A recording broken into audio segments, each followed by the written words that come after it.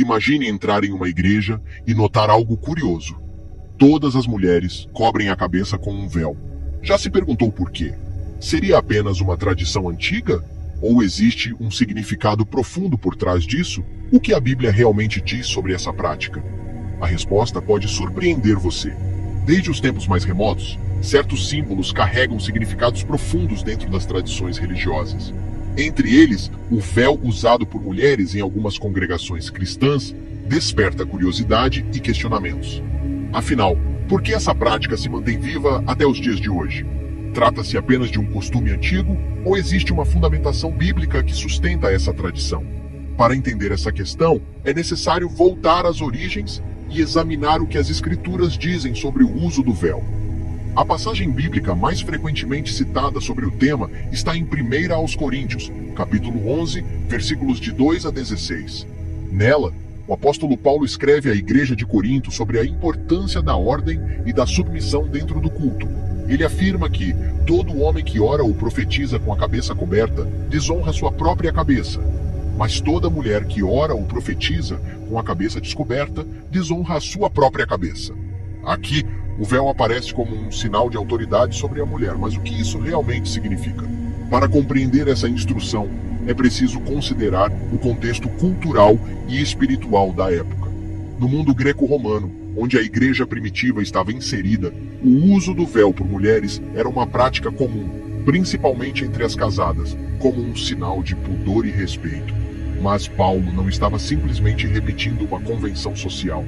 Ele fundamentava sua argumentação em princípios espirituais que, segundo ele, iam além dos costumes humanos.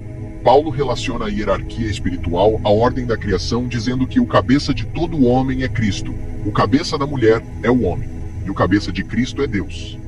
Esse princípio não se baseia em superioridade ou inferioridade, mas em papéis distintos estabelecidos por Deus.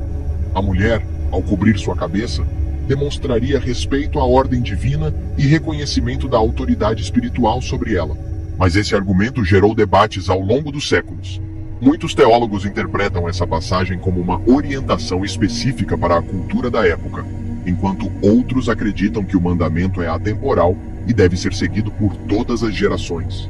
Igrejas que mantêm a prática do uso do véu geralmente entendem que essa instrução é um sinal externo de obediência e submissão a Deus, não apenas um costume cultural.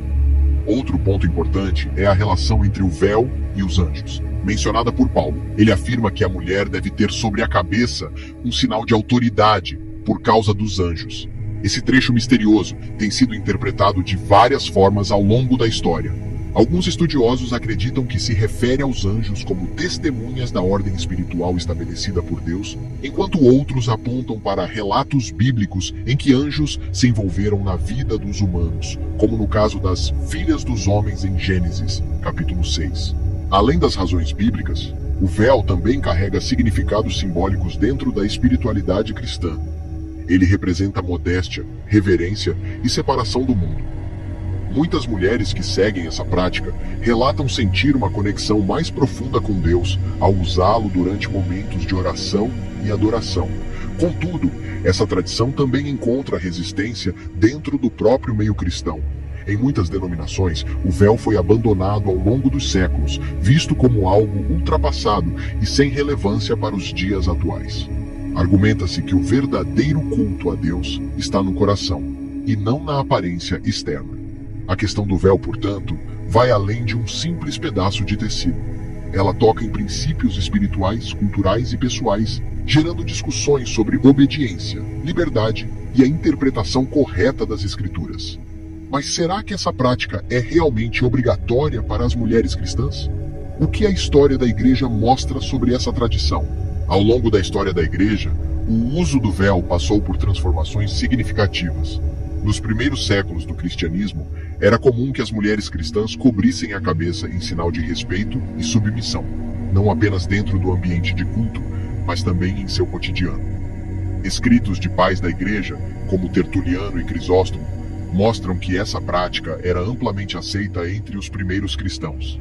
Tertuliano, no século II, enfatizava que não apenas as mulheres casadas, mas também as solteiras deveriam usar o véu como um símbolo de modéstia e pureza.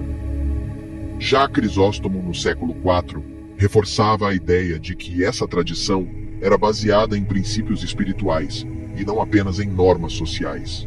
Com o passar dos séculos, no entanto, a prática começou a se tornar menos comum.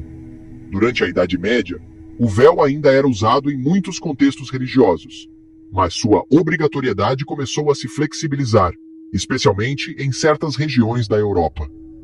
Na Reforma Protestante do século XVI, muitos grupos cristãos passaram a abandonar costumes que consideravam desnecessários ou ligados à tradição católica, incluindo o uso do véu.